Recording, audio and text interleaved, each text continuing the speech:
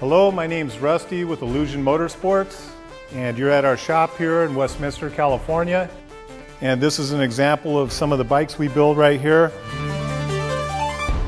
This is a brand new Illusion chopper with a 107 cubic inch motor.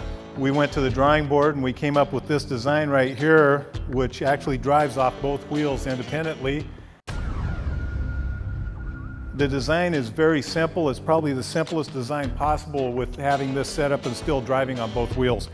We have a sprocket on the right side with a right side drive transmission, and on the opposite side of the wheel, on the left side of the bike, we have an identical sprocket which drives a chain to the rear wheel with an identical sprocket. So what happens is, as a result, you end up with the wheels being timed identically on both sides of the motorcycle.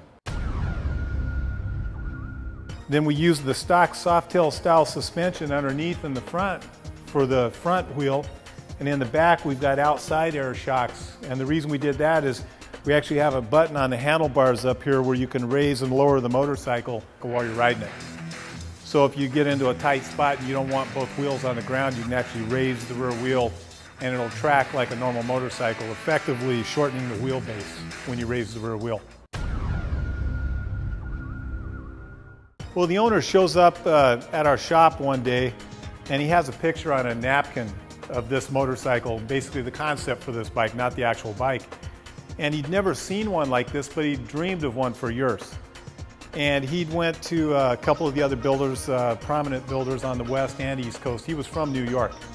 And the other guys told me it was crazy. They said, there's no way, we can't build it, we don't want to build it. You know, because actually, most people that are into V-twin motorcycles, they don't go out of the box that much as far as 3 axles. They would do 2 axles in any configuration, you know, trikes, but this kind of a thing just doesn't really turn most people on. So the guy, he went around, he got turned down at a couple of builders, and he came to us, and I used to do limousines back in the 80s. I built 2-axle, 3-axle cars and trucks, a lot of weird stuff like that that other people didn't do. So this kind of reminded me of some of the old projects we'd done with 4-wheels. And Rod, my partner, he's a great fabricator. He comes out of a racing family from Argentina. They built a lot of crazy stuff, from restoration Ferraris to chop-top vehicles, motorcycles, everything. It was a pretty easy thing for us to do. As far as the way it rides just like a stock Softail, pretty much in a straight line. You do have a longer wheelbase effectively when you put this wheel back here. In tight turns, it has a little drag on the rear wheel. That's why we put the air shock here that can actually raise up the rear wheel if you want to. You don't really need to, but you can. The chain actually pulls the rear wheel into the ground under acceleration. So anytime you've got your hand on the throttle, it's actually pushing that wheel into the ground.